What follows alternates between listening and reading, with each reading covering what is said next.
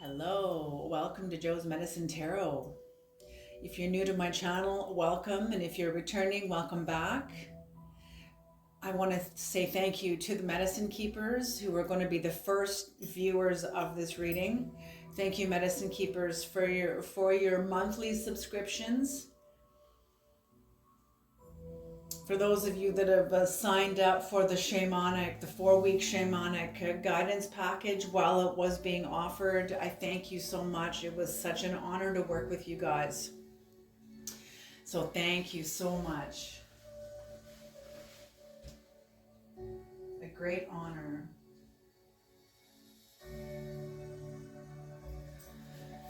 Creator, please bless this reading. Please bring in the knowledge and the wisdom and the guidance of the highest realms, the lowest realms, all the realms, whatever's needed. All right, everyone. Creator, what are the messages? What are the messages? What are the messages? What are the messages? What are the messages?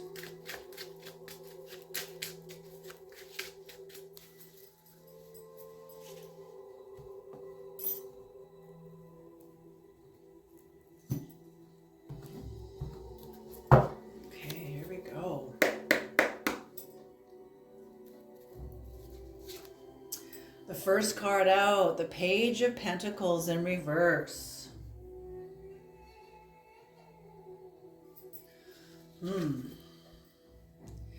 next card is the Ace of Cups.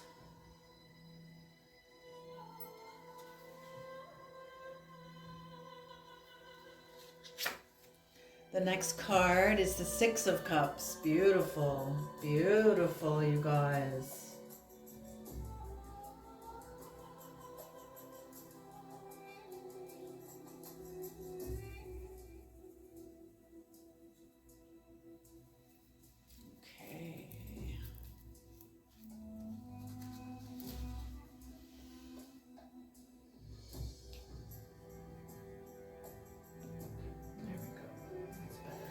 Sorry, my OCD.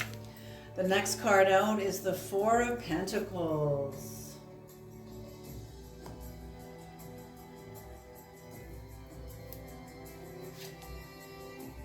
And the Six of Pentacles.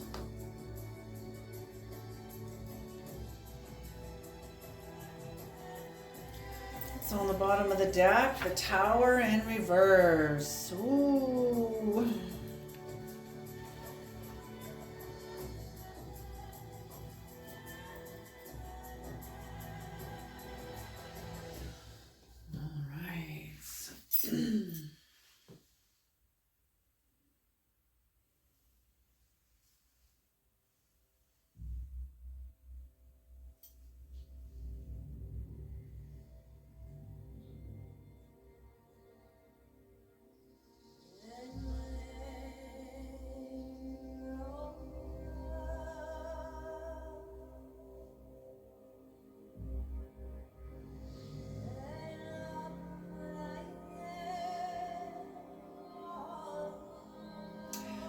Okay. This is either you or someone who's around you, but somebody is seeing the new changes in your life, the new success in your life. Somebody feels set in their ways. Somebody feels like it's too late for them, like they are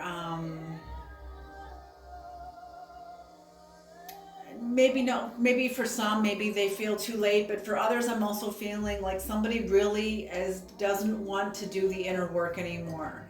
I'm getting maybe this is maybe a senior citizen maybe, or someone who's exhausted, or someone who is lazy. They never really developed these psychic muscles. For whatever reason, they didn't have to, they didn't have to. But they see that they can see you, they've turned their back on you. and they're seeing you rise in the hand of the Creator, rising up, and they're realizing that they maybe they sabotage themselves out of this opportunity. And I'm feeling in some ways they did, because the Tower in reverse is here. So whatever happened here, the Tower's already happened.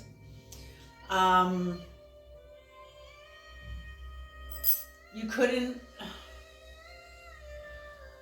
This Tower affected you too, but it needed to happen. You couldn't be protected from the Tower because you needed to see the dynamics that would emerge from this Tower.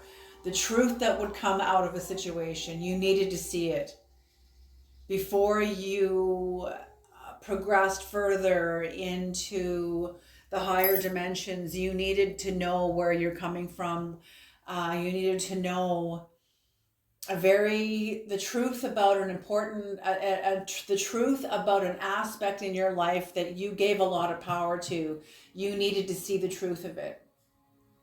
So whatever happened with the Tower, it's already happened. Someone's going back to their old ways. Somebody is going back to their comfort zone, what they know to be true, what's familiar, what's safe.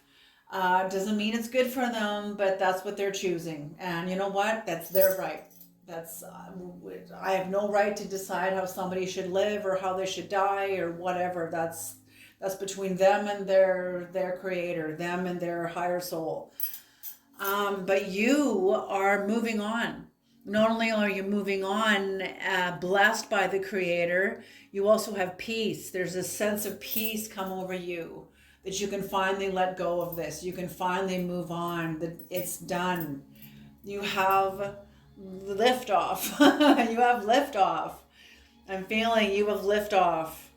That's what I'm feeling. I'm seeing a space shuttle taking off, having liftoff.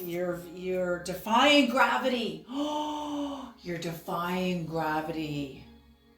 So whatever momentum that you're moving toward, whatever endeavor you're taking on, whatever interchanges you've done on yourself, what research you've done, what studies you've had to undertake, whatever work you've had to do to contribute to a new momentum coming in, you have done it, you've achieved it, you've met the deadlines, you fulfilled the tasks, and you have liftoff. Not only do you have liftoff, but you also have healing. This, you trusted in you. I'm feeling like this was some sort of a rite of passage. Whatever you just went through, came through, and the rite of passage and getting through a situation in the past that was very, very arduous was some sort of a rite of passage. And this situation, you meeting this situation and fulfilling it, I feel like even though you had your fears and you had some sort of apprehension about you, you still went ahead anyway. You still went ahead anyway and fulfilled this, and that's why you have liftoff, and that's also why you are healing. It was a rite of passage. It was, you fulfilled this, and now the natural consequences is healing now. It's an inner shift. Nothing outside of you in regards to an older relationship or with various people. This isn't just with one person, but older relationships that you used to give power to, that had some sort of power and dominion over you, are done. They're done. Okay, they're asking me to bring this in. I don't know why they're asking me to bring this in. They're just asking me to very quickly share my story. When I left my adoptive family, at first I made it about them. Yes, there was a fight, well, whatever. But in the end, the fight itself was the catalyst. The whole experience, the whole dynamic was the catalyst. But when I left, it wasn't until like a year and a half later when my anger started to subside and I began to make it about me. But in my leaving, I also wrote to the treasurer or the treasury, the treasurer of estate, of my adoptive mother's estate. And I said, I will refuse any and all gifts intended toward me from her will, her last will and testament. And when and I don't know why, and I felt guided to do that. I felt guided. You need to not accept anything from her will. Because there was something significant and symbolic about it. So when I kind of figured it out, I was like, when I removed myself from her will, I was like, oh my God, I've removed myself from her will. Her will, the willpower, the will. When you will, you bring yourselves some sort of moral will over somebody else, some sort of moral legacy over somebody else. I removed myself from the legacy of her will over my life. Do you understand what I'm saying? Like, it's kind of like that. And had I been Anglo-Saxon, her bloodline or not, had I been Anglo-Saxon, I think that the magnetics, I would have been creating some sort of karma. Or had I kept it about her, I would have been creating some sort of karma, but I'm not. I'm making it about me, and therefore there is no karma. It is true. And that's what I'm feeling about you, is that whatever healing you're coming into, you have removed yourself out from someone's will, from their will. I feel like you gave somebody a lot of power and you no longer do. And you're being very protective of your energy, as you should. As you should. That is wise. That is wise. Don't be... It's one thing to practice the mystical laws. It's another thing to be foolish with your energy. You know, I think about teachers that, some masters now that were, know how to fight. They, like it's, don't be airy-fairy about the path, because it's not, it's really not. It's very real. It's very down to earth. And that's what I'm feeling for you, is that it is down to earth. You are down to earth. You're committing you're protecting your energy as you should, because you have a lot to offer, and you're going to have a lot to offer. Yes, you're protecting your energy from hemorrhaging power. You're protecting your energy from hemorrhaging self-esteem, hemorrhaging power, hemorrhaging life force, because of a relationship that is not in alignment with you. Period. It's like a teacher that was asked, how do I get out of this relationship with this person? I think it was more romantic. I don't know if this is romantic or not, but it really doesn't matter. But let's just say how this person asks the teacher, how do I get out of this relationship? Doesn't matter if it's friendship, marriage, job, whatever. And the teacher says to them, whose responsibility is it when your shoes no longer fit? Is it the manufacturer's responsibility, or is it yours? And you hear what I'm saying? And you get it. You get it. You get it. Whatever you learned from this tower, you learned it. You learned it quick. You learned it fast. I'm hearing Chris Reed, The Road to Hell. Whatever he must learn, he must... Okay, I gotta look these up now. I gotta look these up.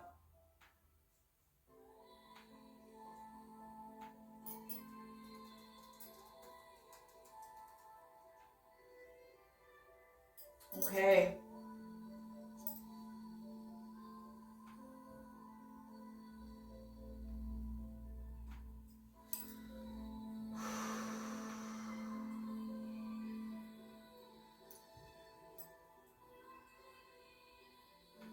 What is this?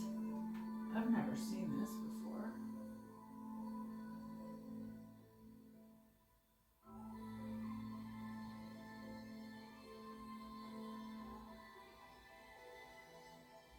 interesting. Okay, I don't know what this is. Just a minute here. I'm gonna have to cut this out.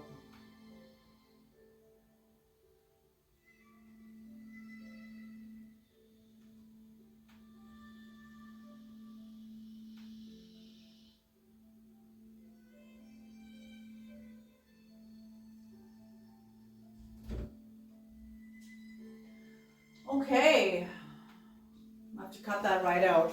Okay, anyway, it's basically about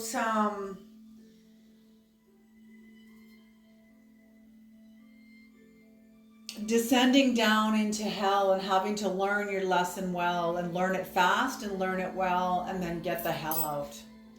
And that's what I feel like your relationship with this person was like, you descending into a lower realm. I don't think you know how low this was. I don't think you're aware of how dark this person is in, the darkness, the kind of darkness this person is in. So very interesting. What time is that at? 16? Okay, 16:19. Okay. Let's do some clarification now, Creator. What is the Page of Pentacles in reverse? What is the Page of Pentacles in reverse?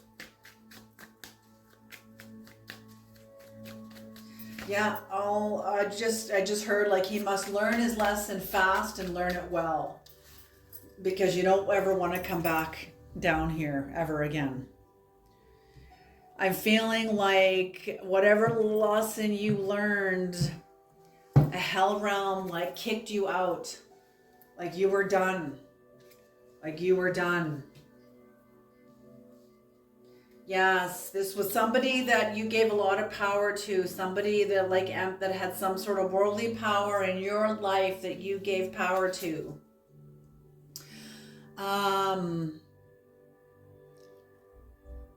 They've turned your back on you and you're okay with it. You're totally okay with it. You're choosing happiness. You've had some sudden insights about this whole thing, about your situation. You're okay with it. You're finding peace, choosing peace, finding acceptance. With your healing, you are leaving home. You are leaving home. I feel like you've been doing some processing, very deep processing on your own. I'm seeing the tears, I'm seeing the grieving in the late hours of the night. Doesn't have to be night actually, but the night meaning moments of darkness. Yes, you're protecting your energy from hemorrhaging through the archetypal wounds. Well, we're going to experience these archetypal wounds anyway, because we have contracts with them in order to know ourselves, in order to develop certain capacities to protect ourselves from this. But it's when we continue making the same mistakes over and over and over again, not learning to see. That's not learning to see and learn by your mistakes. That's when you hemorrhage power. So you're more protecting yourself from yourself than you are protecting yourself from anyone else. You're protecting yourself from old habits that caused you to hemorrhage your power. Absolutely, absolutely. Because I was like, what is this about? But I'm getting like...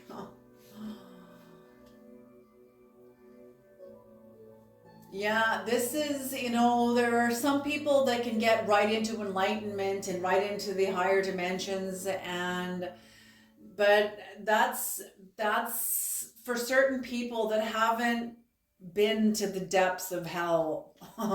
Okay, there are people on the planet that have gone into the lower, darker places than others.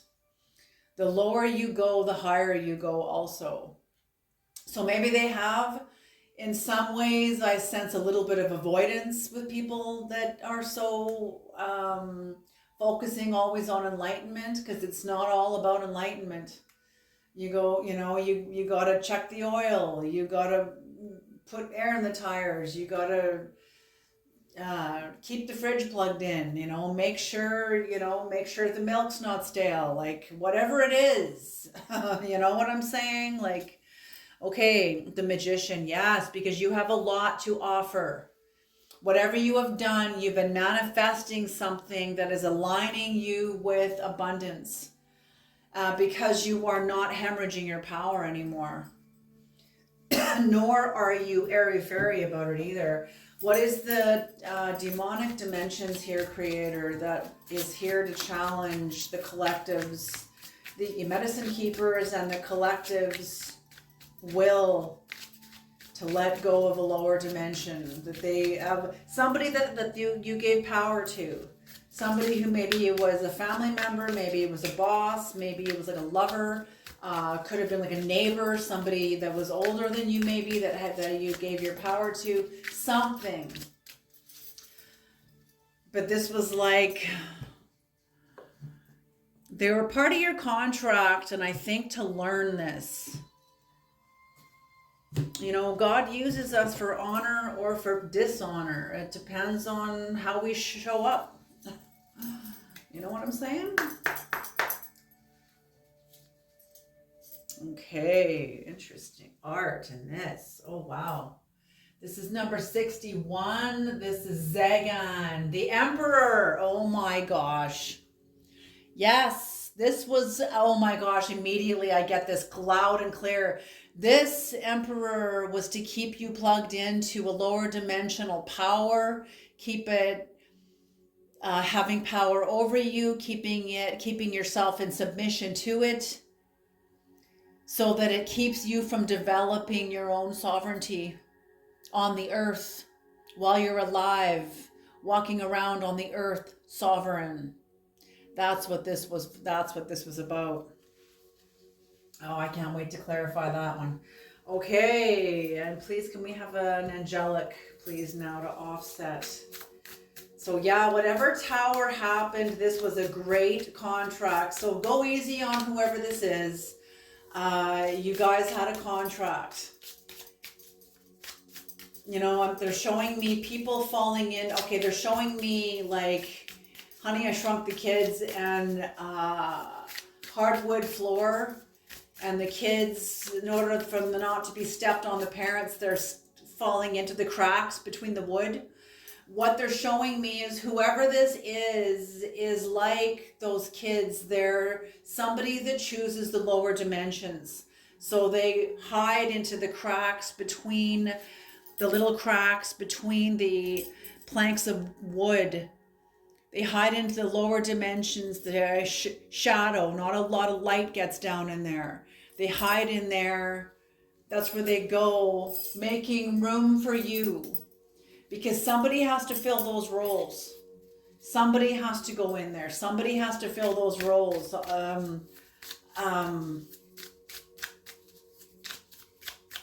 There's a season for everything under the sun. Everything has a place.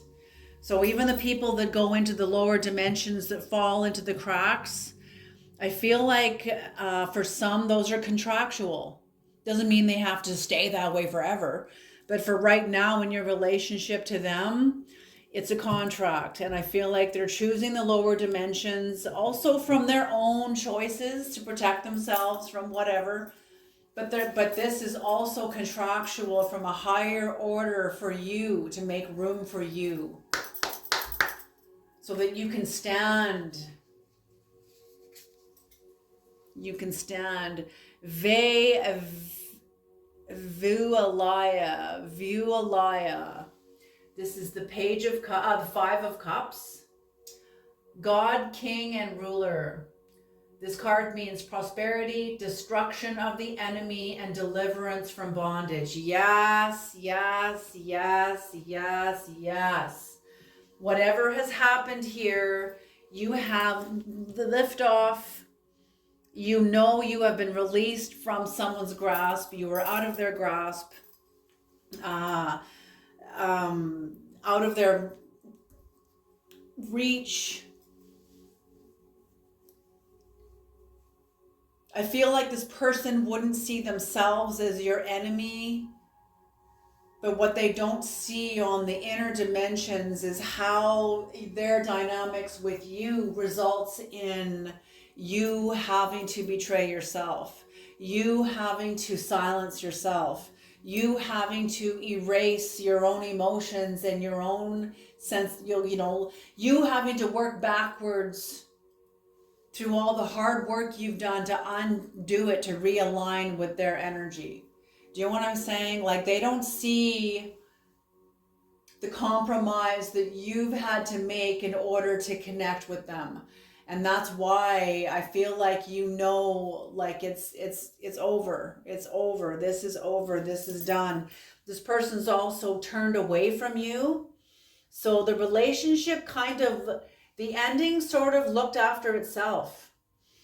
I'm seeing Hagar in the Old Testament when she got pregnant, when Sarah, Abraham's wife, was barren, and she made a deal with Abraham to sleep with her top slave, Hagar, and Hagar was like Sarah's right-hand servant. She was her top servant. Because Sarah, she was made fun of at the temple. All the women thought that she was cursed by God because she didn't have any kids. Back then people were superstitious. There wasn't a lot of medicine. There wasn't a lot of health. And then when there was health, you were seen as blessed by God.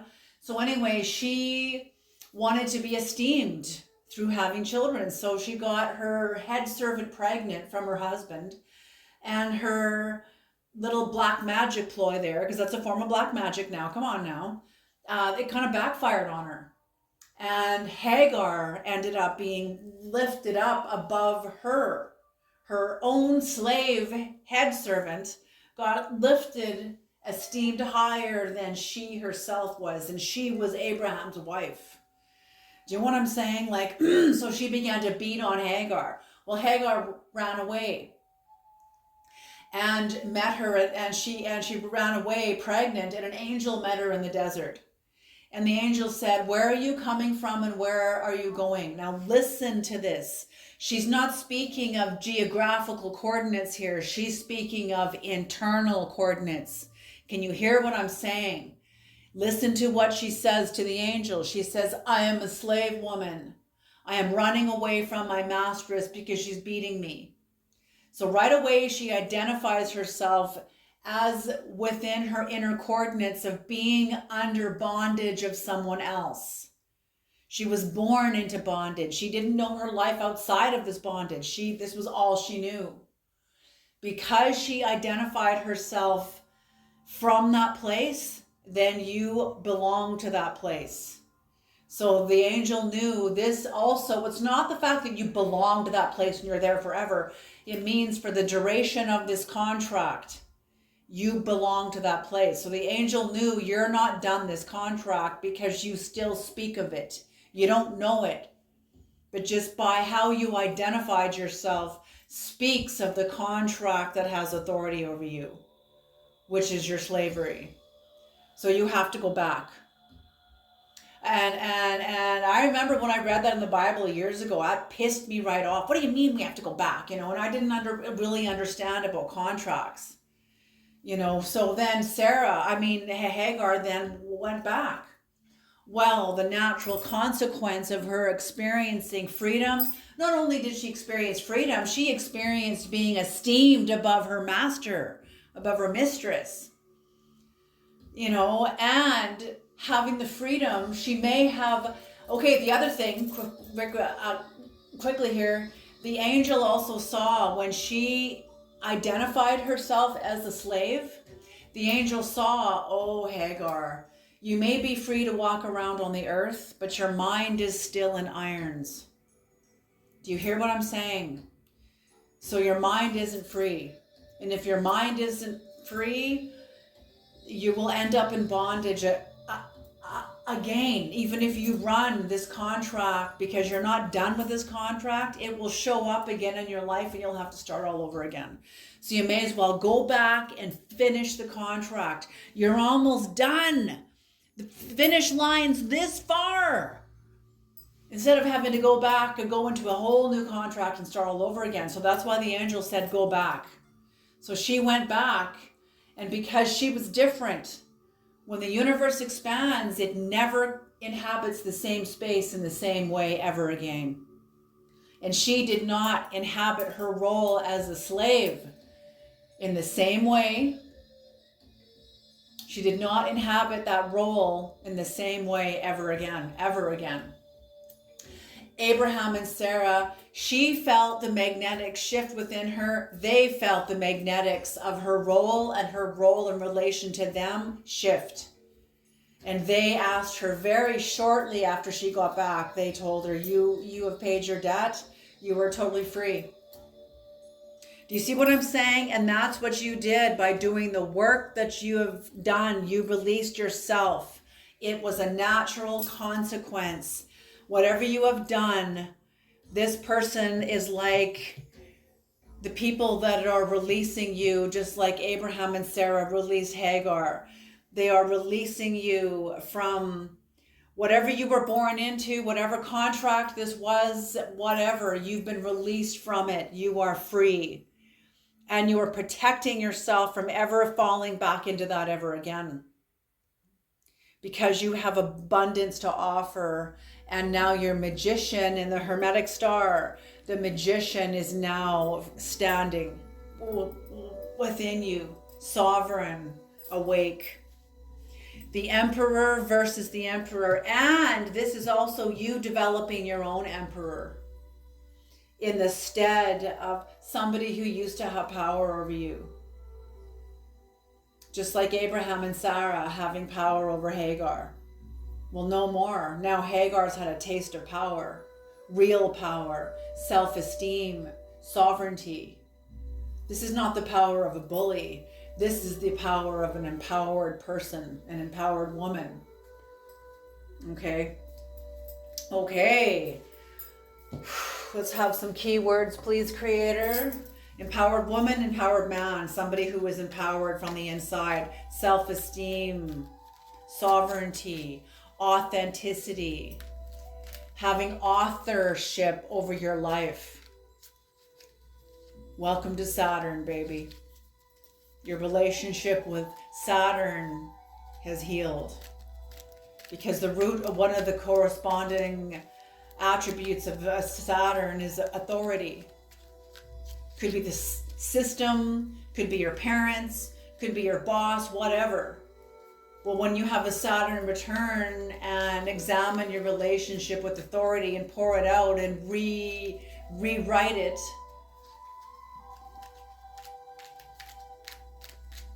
in your healing, the root word of authority is author. You become the author of your life. That is the beginning of destiny. Because without that, you're under the authority of the herd, whether it's the government, your parents, your boss, the whatever it is. I mean, we all have to live in the world anyway, but it doesn't mean you have to give your sovereign authority to it. And when you give your sovereign authority to the world, you are at the fate of the world. Your fate now is in the hands of the world. But when you reclaim your authority in your work with Saturn, you become the author of your life. I don't remember if I cut these because I was so busy gabbling here. But that's it, man. That's it, baby. That's it. And that's what this Emperor is also about. Okay. Action. Yes. You took action in some sort of a capacity, some sort of an endeavor, and it is successful. Yes, prophet. I feel like you have the gift of prophecy. It has helped you. Cycle breaker, cycle breaker. Oh my goodness. Oh my goodness. Holy smoke. Cycle breaker from unresolved trauma. So that's it, man. That is it. That is how you heal.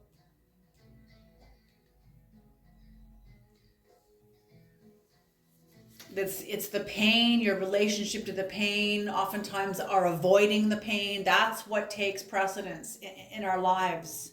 And we'll give our lives to anyone else so we don't have to address that place within our psyche. But our health depends on the fact that we do. Our health depends on our healing that. Healing unresolved trauma. And you have. I feel like somebody else cannot sacrifice. Yeah, so somebody else could not make the sacrifice that you were making. And that's why. Invocation. Yes, you've had to conjure up the warrior within yourself, the magician within yourself, in order to stand in this place. Strengthen these psychic muscles within yourself of authorship, of authenticity, because you are a mystic. There's no going back now. There's no going back. There is no going back. What's on the bottom of the deck for here? Omniscience. Omniscience. I feel like your relationship with spirit is going to show up. The mystery is going to show up in your life in little synchronicities. Pay attention to them, because it's like it's your higher soul peeking through the matrix at you saying, hello.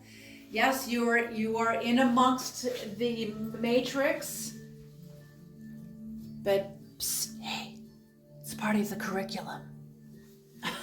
It's part of your curriculum. But you're awake in it, and you're connected to this force on the other side of it. Do you see what I'm saying? Beautiful, beautiful. Just like Hagar being connected to a force on the other side of her role. Beautiful. Okay, let's see the Zagan and number 61 and the Emperor. Zagan.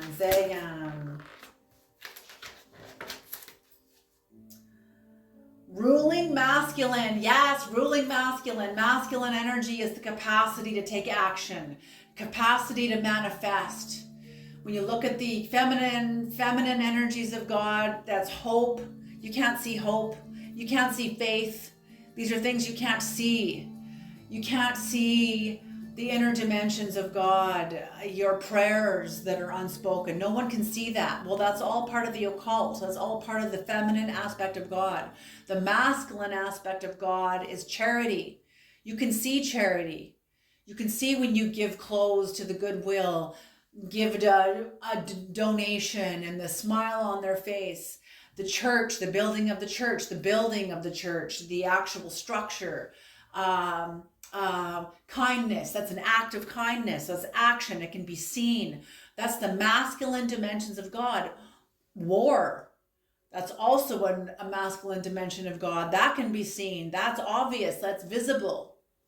Okay, so that's what this is. So your capacity, ruling masculine, something, this demonic energy wanting to have power and authority over your will to manifest, the Emperor, your will to act from within, the sovereignty within you that wasn't to keep it under the authority of the world, to keep it away from you, to keep your own authority away from you. That's what this was about.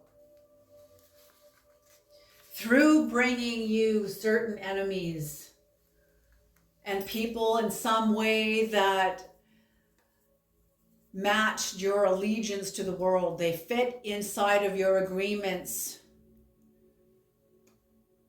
of maybe playing small, I don't know, but whatever role they played, it fit in your power schema. It fit in your power schema, but this is all fallen apart. Your power schema is fallen apart.